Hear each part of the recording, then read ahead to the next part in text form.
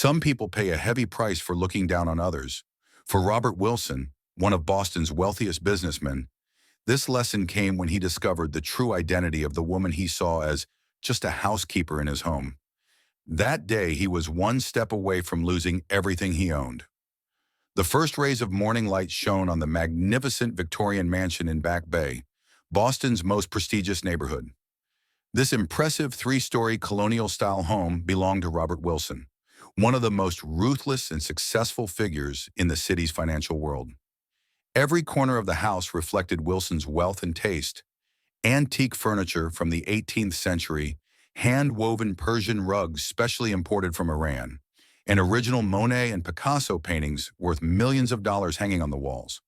Robert Wilson, 53, was a sharp-eyed man with gray temples that lent him an air of authority, always dressed in custom-made suits.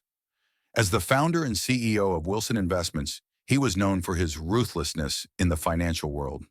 He had earned the nickname Boston's Shark, never hesitating to devour his competitors, considering any means justified to grow his business. Employees at his company feared him, and even board members felt intimidated in his presence. The Wall Street Journal had once described him as the most feared man in the financial world. That morning, Robert woke up at exactly 7:30 as usual. After an hour of exercise with his personal trainer, he showered and descended the marble staircase. He expected to find his breakfast ready on the table at 8 o'clock sharp. That's how it had always been, how it should be. The 7 housekeepers he had employed over the past 5 years had learned his strict routine. However, when he came downstairs, nothing was ready on the table. The empty table stood with its perfectly ironed white tablecloth. Robert's jaw tightened, and the vein in his temple became more prominent. "Where is this housekeeper?" he muttered to himself, looking at his expensive Swiss watch. Late on her first day. Unacceptable. There were 2 things Robert never forgave: incompetence and disrespect. Just as he ruled his company employees with an iron fist, he managed his housekeepers with the same discipline. He had replaced 3 housekeepers in the last 6 months, one fired for being a minute late, another for buying the wrong brand of coffee, and the last for saying good morning instead of very good to Robert. Yesterday, a new woman had started working. Maya Johnson, a 45-year-old black woman, had been sent by the prestigious human resources firm Morgan and Rogers. Her resume was impressive. She had worked in the most prestigious homes, served diplomats and CEOs. Her references were flawless. But to Robert, this meant nothing. He only wanted housekeepers who performed their duties on time and perfectly. And right now, his breakfast wasn't ready. "Miss Johnson!" he bellowed, his voice echoing through the house. "Miss Johnson!" For a moment, the house fell silent. Then hurried footsteps were heard coming from the kitchen. Maya Johnson entered the living room with graceful steps. She was tall, athletic, with dark brown skin. She wore a simple but clean uniform. She had a calm demeanor and self-assured attitude, a quality not seen in most housekeepers. She looked at Robert with a slight smile on her face. "Good morning, Mr. Wilson," she said in a soft but clear voice. "Is there a problem with your breakfast?" Robert rolled his eyes, speaking as if addressing a child. "A problem? It's 8 o'clock and there's nothing on the table. They told me your references were excellent, but apparently they were exaggerating." The smile didn't disappear from Maya's face. She maintained her professional demeanor. "I'm sorry, Mr. Wilson, but last night you told me to prepare your breakfast at 8:30. Preparations are currently underway." "Nonsense!" Robert flared up as he took his seat at the table. "I have breakfast every morning at exactly 8 o'clock. Everyone knows that. You must be mistaken." Maya nodded diplomatically. "I understand, sir. In your written instructions last night." She pulled a small notebook from her pocket. "I noted 8:30 here, but I'll handle it right away." "Also," Robert continued as he sat down, tapping the table lightly with a silver spoon, "I have an important meeting with bankers on Madison Avenue today. Did you iron my suit? Is my shirt ready? Has the car been cleaned?" "I haven't ironed your suit yet, sir," said Maya, "but I'll immediately—" "This is unacceptable." Robert's voice rose as his palms hit the table. "You can't even fulfill your basic duties on your first day. What kind of professionalism is this? Perhaps this job is too complicated for people like you. After all, expecting more than cleaning would be a mistake, wouldn't it? A momentary spark flashed in Maya's eyes. An outside observer might not have noticed it easily, but she quickly recovered, not breaking her professional composure. Mr. Wilson, I don't care, Robert cut her off, making a dismissive gesture as if shooing away a fly. It's clear you're not listening to me. Maybe you have a problem with your ears, or maybe... He looked Maya up and down. One of other reasons. As he said his last sentence, there was a hidden implication directed at Maya's skin color. The air in the room suddenly froze. The tension became almost palpable. Maya took a deep breath, slightly throwing her shoulders back. Mr. Wilson, I think there's a misunderstanding between us. There's no misunderstanding. Robert cut her off again, his hand hitting the table once more. The crystal glass on the table trembled dangerously. I just want you to do your job. Is that really so difficult? Or were your references fake too? Maybe you don't really deserve this position.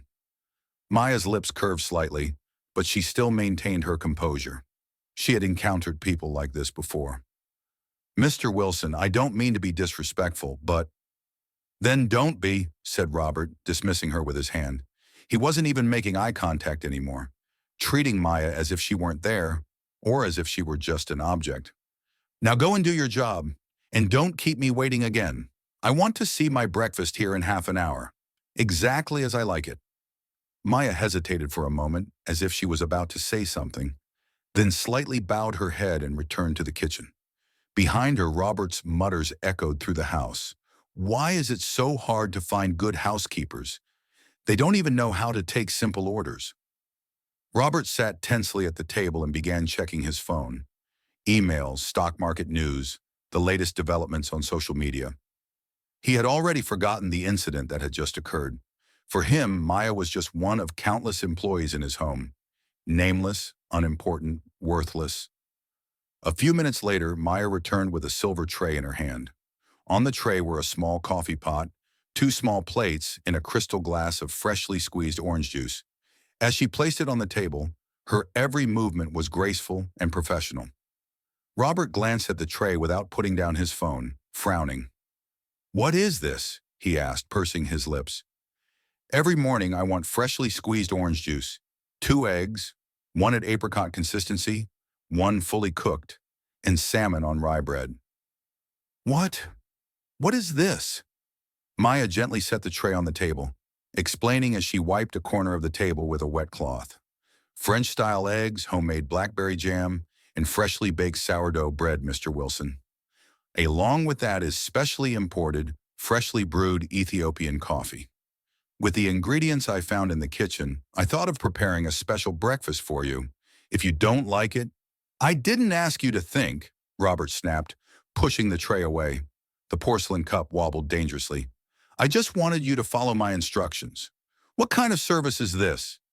This is unacceptable. They said your references were so impressive, but I see that was as exaggerated as everything else. The patience in Maya's eyes was slowly wearing thin.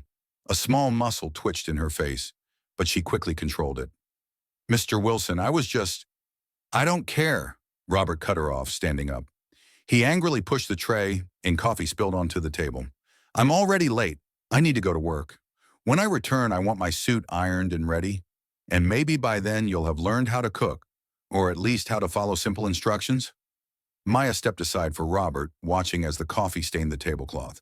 With an expressionless face, she said, Of course, Mr. Wilson. Robert quickly walked toward the door, his anger still not subsided. Just as he was about to leave, Maya called out in a calm but clear voice, Mr. Wilson, I actually shouldn't have been here today. Robert paused without turning around. What do you mean? What I mean, said Maya, her voice now stronger, in a determined tone she hadn't used before, is that I didn't come here to work as a housekeeper. Robert slowly turned around. His eyebrows were furrowed. What nonsense are you talking about? Maya folded her hands in front of her. She now had a completely different air about her. Her calmness continued, but now it was the calmness of a manager, a leader, not a housekeeper. Mr. Wilson, Your human resources department sent me to you, but not as a housekeeper. I believe you didn't read the informational email." The expression on Robert's face froze. What? What did you say?" "I am Maya Johnson, hired to be the new general manager of Wilson Investments." Robert's mouth fell open. For a moment he couldn't speak, as if something was stuck in his throat. This, this must be a joke. You're my housekeeper." Maya shook her head with a calm expression. "No, Mr. Wilson, I am not your housekeeper. I never was. The board should have called you last night to explain the situation. I was supposed to go directly to the office today, but James Peterson called and told me you couldn't be reached last night. Since you didn't know, our meeting here must be a complete coincidence." Robert's hands began to tremble.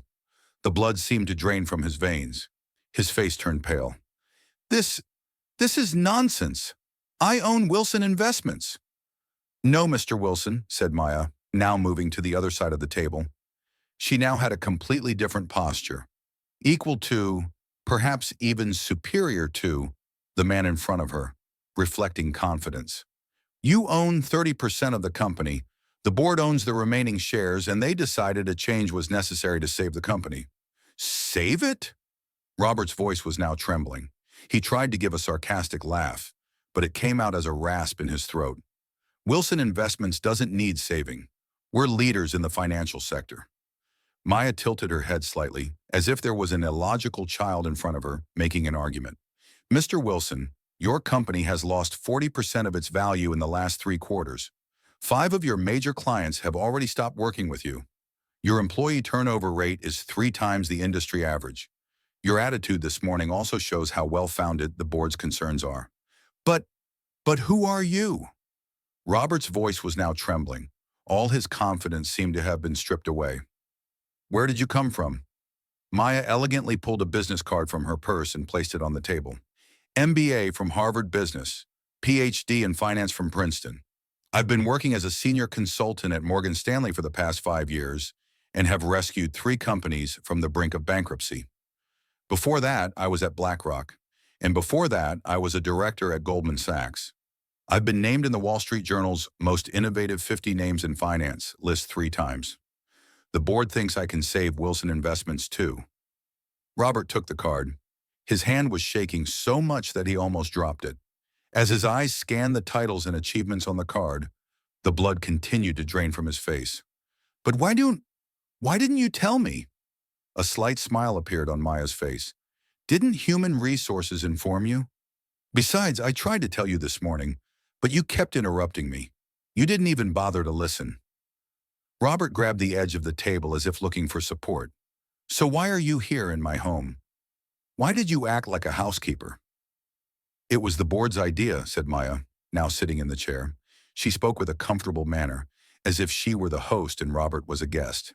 "They wanted me to see you in your natural environment, to understand what kind of person you are. People usually show their best faces at work, in front of cameras. But to see your true character, I wanted to observe you in your natural environment, when your guard was down." A bitter lump formed in Robert's throat. "And your first impression?" Maya looked at the spilled coffee on the table, then turned her eyes back to Robert. "I can say it was very illuminating." Robert collapsed into a chair. His face had turned completely white. He had never been so humiliated before. This is unacceptable. This is a trap. This is a conspiracy." Maya replied calmly, "No, Mr. Wilson. This is just an observation. And unfortunately, my observations confirm the board's concerns. How you treat people, especially those who serve you, it's sad." Maya walked around the table and headed for the door. "Mr. Wilson, we have a meeting at the company at 10 o'clock. The board wants to discuss the future of the company, including what your role will be going forward." "New role," Robert stammered. He stood up, stumbled, then regained his composure. "I'm still the CEO. I'm still—" "Not anymore," Maya cut him off, her voice soft but decisive. "The board voted unanimously last night. As of today, I am the CEO of Wilson Investments." Robert's knees trembled. He almost fell. "You can't do this. "We can, Mr. Wilson," said Maya, her voice calm but determined.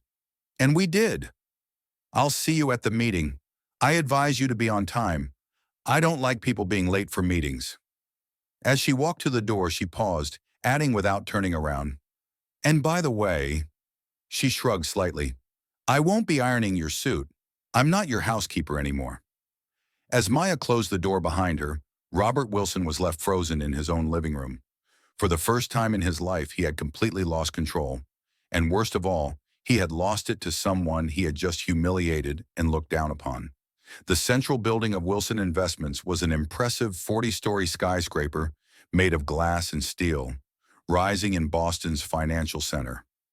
At the top of the building, Wilson Investments' logo proudly shone. But that morning, for Robert Wilson, this logo was a painful reminder of his lost power. Robert, who normally arrived at the company with his private chauffeur, drove his own car today. His mind was confused. His hands were still trembling. The shock he had experienced that morning throbbed in his brain. How had he lost control of Wilson Investments? How had no one informed him? And most importantly, how had someone like Maya Johnson? His thought remained unfinished. Even at that moment, he was belittling Maya in his mind. When he said someone like Maya Johnson, he meant a black woman, someone rarely seen at the top of financial institutions in his world.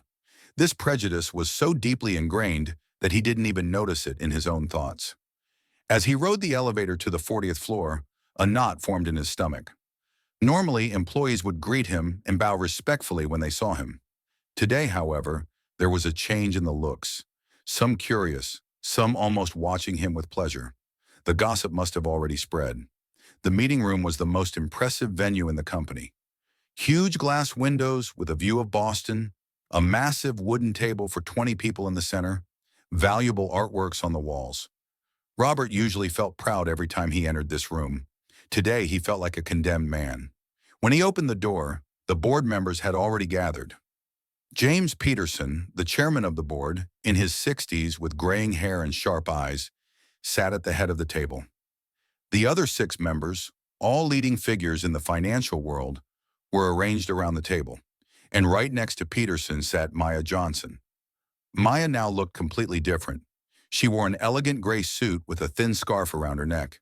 Her hair was pulled back in a professional bun. There was no trace of the woman in the housekeeper's uniform.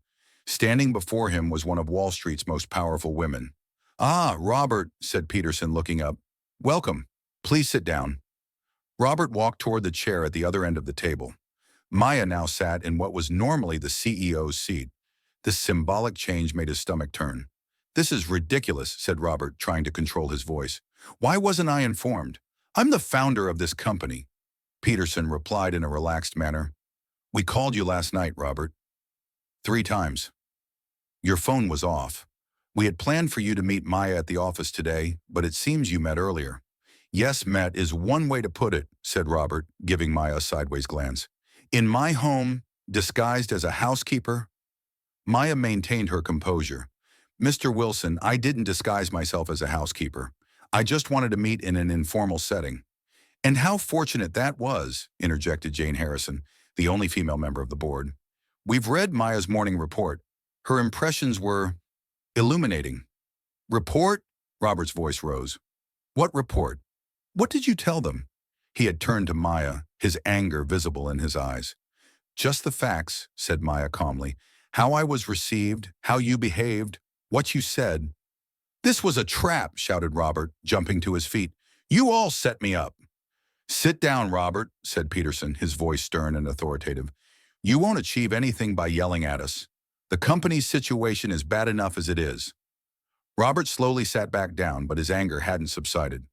"The company's situation is just fine. Our profit last quarter, we experienced a 15% decline last quarter." Harrison cut him off. 20% the quarter before, 18% the quarter before that. "The trend is clear, Robert. Wilson Investments is sinking." "And it's not just the financial results," added Michael Chen, the Asian board member. "Employee satisfaction is at its lowest level in 5 years. The HR department reported 43 resignations in the last year. That's 30% of our total workforce." "People don't like to work," Robert shrugged. "If work were easy, everyone would do it." No, Robert, said Peterson, opening the folder on the table. People don't like working with you. Here are some quotes from employee exit interviews. Working under Robert Wilson was like hell. He shows no respect to anyone, especially women and minorities. Wilson's management style is toxic and unsustainable. Robert rolled his eyes. These are excuses from unsuccessful employees. Those who can't perform always find excuses. Are the last 5 major clients we lost making excuses too? Asked Harrison, opening another folder. Blackstone Group, Goldman Sachs, J.P. Morgan. They're all saying the same thing. Working with Wilson has become impossible. Robert remained silent for a moment. This information had been hidden from him, or perhaps he had ignored it. That's why we need a change, Peterson concluded, nodding toward Maya. And Maya Johnson is exactly the person we've been looking for. Robert looked at Maya. He had seen her earlier in housekeeper's clothes. Now she was sitting in the CEO's chair. This transformation fueled his anger even more. So what will my role be? He asked, his voice barely under control. Peterson and Maya exchanged glances. Maya nodded slightly and Peterson turned to Robert, folding his hands on the table. Peterson began as if carefully choosing his words. As the board, have decided to remove you from the CEO position at Wilson Investments, Robert. The room froze. The silence turned into a ringing in the ears.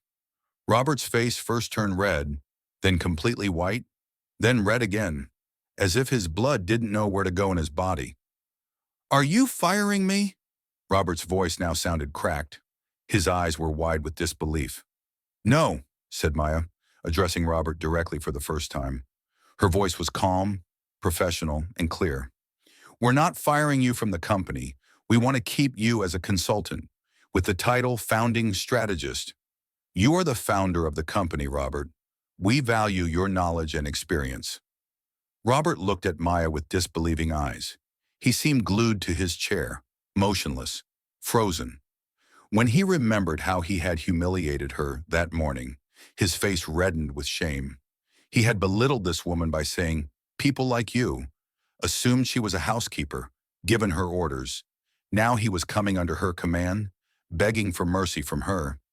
But there was no sign of anger or revenge on Maya's face, just a professional calmness.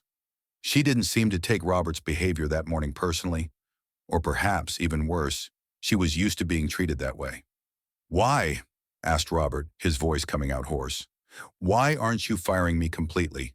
This morning He couldn't finish his sentence. Maya smiled slightly. Her smile was neither sarcastic nor cruel. It was sincere, almost compassionate. Because I'm not like you, Robert. I don't belittle people or see them as useless and cast them aside. Everyone has value and can contribute, if they're given a chance. Robert's eyes moved to the table. He had shrunk in his chair. He had never felt so small, so worthless in his life. Robert Wilson, the shark of Wall Street, had been hunted with his own weapon. Maya stood up, reaching to turn on the projector. Now, with your permission, I'd like to present my plan for saving Wilson Investments. A comprehensive, detailed, visionary plan appeared on the large screen. Maya's presentation. Robert watched the presentation in amazement. Maya was planning to change not only the financial strategies but also the company culture. Diversity and inclusion policies, programs to increase employee satisfaction, new approaches to strengthen customer relationships.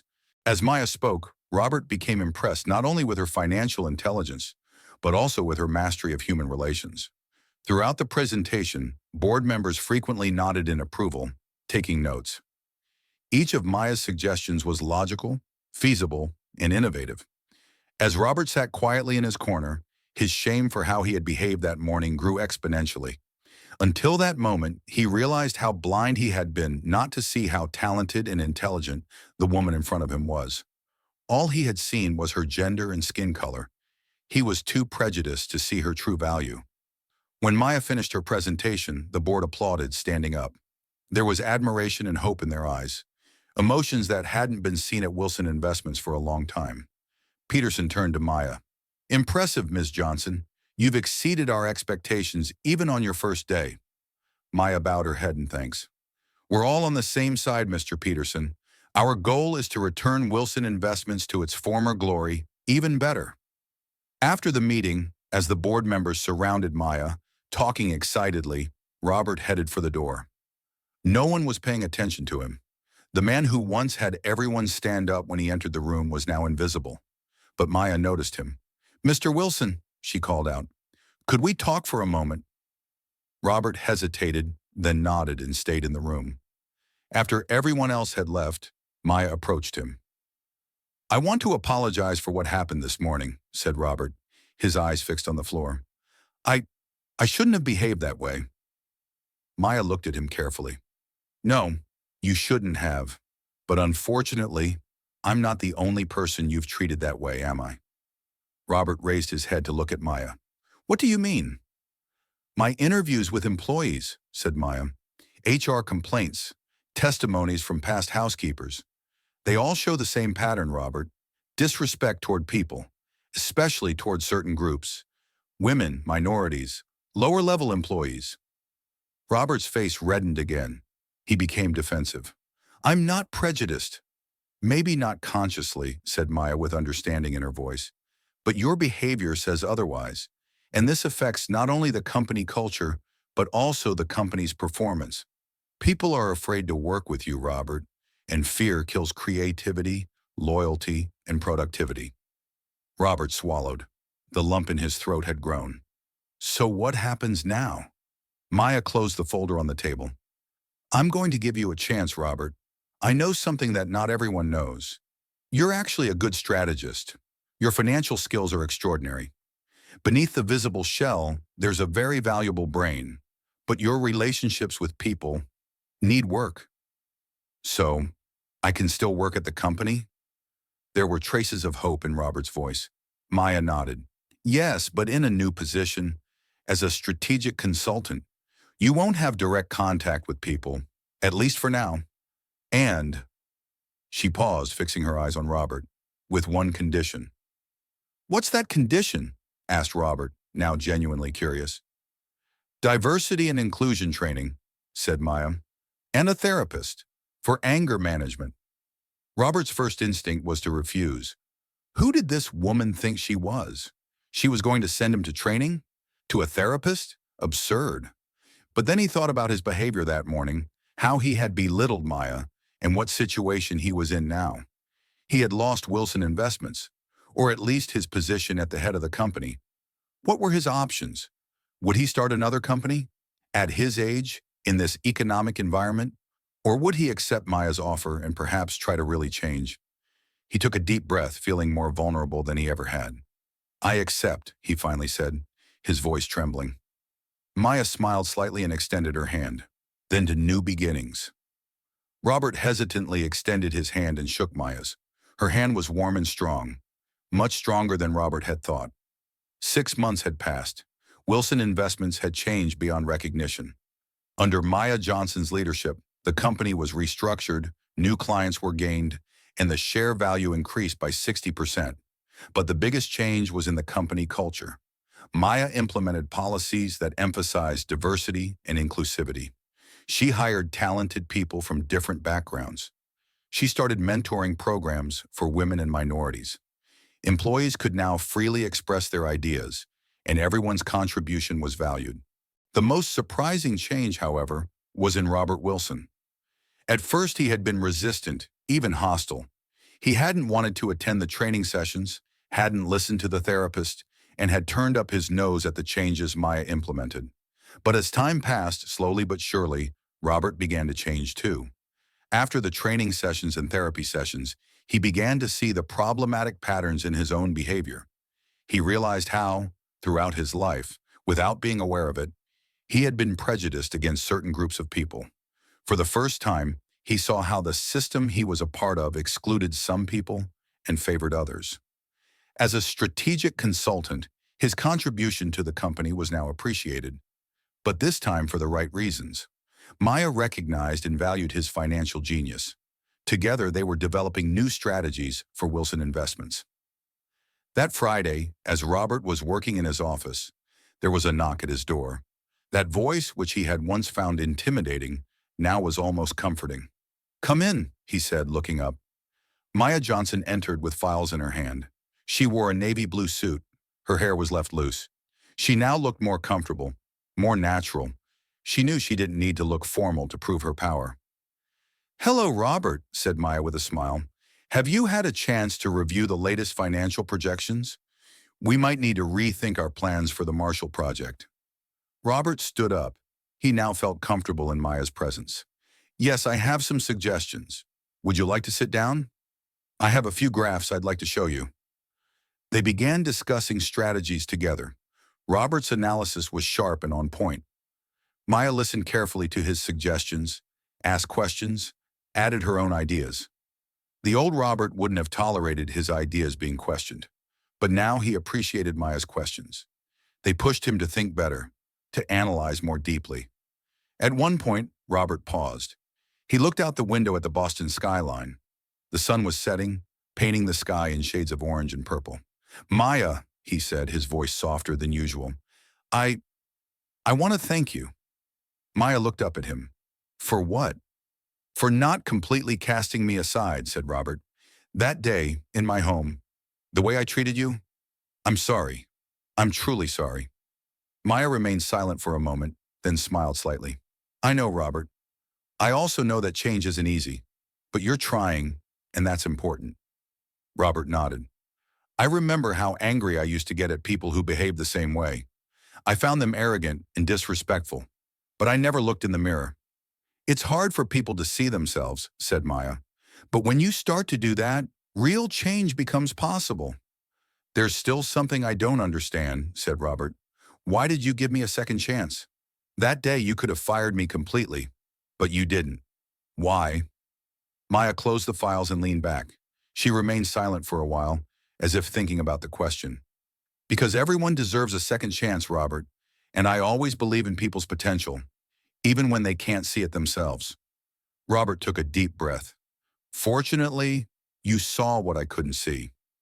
Maya stood up. "Let's present these proposals at the board meeting on Monday. I think everyone will be impressed." Robert also stood up. There was now real respect between him and Maya. Respect based not on fear or anger, but on mutual understanding and appreciation. "Thank you, Maya, not just for the strategies, but for everything." As she was about to leave the office, Maya turned for a moment. "By the way, we're having a company family day picnic this weekend. All employees and their families are attending. Will you come?" 6 months ago, Robert Wilson would never have considered attending such an event, spending time with employees in informal settings, meeting their families. These weren't things that belonged in his world. For him, business was just business. Personal relationships, connections, the human factor. These were luxuries, unnecessary details. But now he smiled genuinely. "Yes, I'll be there. I should actually come early. I'd like to help with the table setup." Maya raised her eyebrows in surprise. "Table setup? Robert Wilson setting up tables?" Robert laughed. "Why not? I'm just a human like everyone else, aren't I?" "Yes," said Maya before leaving the office. "That's exactly what you are. A human like everyone else." After Maya left the office, Robert went to the window and looked out at the city. His life had completely changed, and he owed it to someone he had once belittled and humiliated. That day, when he first saw Maya in his home, he had only looked at her outward appearance, her skin color, her gender, the uniform she wore. He hadn't seen the real Maya, the intelligent, talented, visionary leader, and he had almost paid a very heavy price for this blindness. Sometimes the greatest lessons come from the most unexpected teachers, and sometimes to understand a person's true value, you first have to confront your own smallness. Robert Wilson had learned this the hard way, but now he knew that judging people by their appearance, race, or position was not only unfair to them, but also to yourself. Seeing the potential that lies beneath the surface, discovering people's true value, that was true leadership. That was the most important lesson Maya Johnson had taught him. True power doesn't lie in belittling others, but in being able to see everyone's potential. And this was a lesson Robert Wilson would never forget. On Sunday, Wilson Investments' annual Family Day picnic was taking place in Boston Common Park. The park sparkled under the summer sun. The grass was green, The sky was bright blue, and there was a pleasant atmosphere in the air, mixed with happy voices and the smell of the grill. About 150 employees of the company and their families had gathered in a corner of the park. Children were running around in the playground, adults were chatting in groups, and young people were enjoying sports activities. The tables were filled with food and drinks. Maya Johnson, in a blue and red summer dress, could be seen chatting with employees. It was a very different environment from the formal office setting, relaxed and intimate. Employees no longer feared her. They respected, appreciated, and enjoyed working with her. "Hey, look who's here," someone called out. When Maya turned around, she saw Robert Wilson. He was wearing casual clothes, a shirt and pants. There were very few people who had seen him outside of a suit. He was carrying a large picnic basket. "Hello, everyone," said Robert as he placed the basket on a table. "I'm sorry I'm late. Traffic was heavy." Old employees looked at each other in astonishment. Robert Wilson was apologizing for being late, and he had brought a picnic basket. This was just one of the changes that had made their old boss unrecognizable. "What's in that basket?" asked Maya, approaching. Robert smiled. "Homemade apple pie, my mother's recipe. I made it myself. Since it's my first attempt, it might not be very good, but—" Maya raised her eyebrows with genuine surprise. "You cooked?" "Like I said, it might not be very good," said Robert, with slight embarrassment, "but I wanted to try." A child ran past, bumping into Robert's legs, then stopped to apologize. Robert patted the child's hair. "No problem, buddy. Are you having fun?" The child nodded and ran off to join his friends.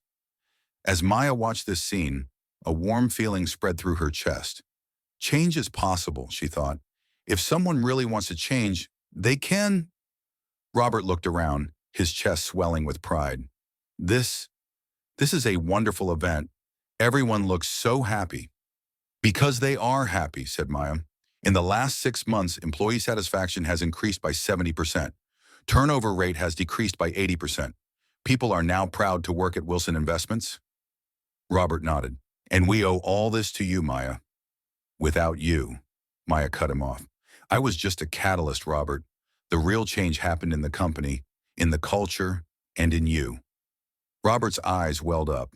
The eyes of the old, rigid, emotionless Robert Wilson were now misty. "You know, have you ever thought about changing the company name? Maybe it could be Wilson and Johnson Investments?" Maya laughed. "Names aren't important, Robert. What's important is the work we do and how we do it." Robert continued to stand beside her, looking out at Boston's beautiful park. "You're right, as always." From the other side of the park, an employee called out, "Hey, we're going to play volleyball. We need 2 more people." Maya and Robert looked at each other, smiling simultaneously. "Ready?" Maya asked. "I'm always ready to work with you," Robert said sincerely. As they walked together toward the volleyball court, Robert once again thought about the most valuable lesson life had taught him. Judging people by their appearance was the greatest injustice you could do, not only to them, but also to yourself.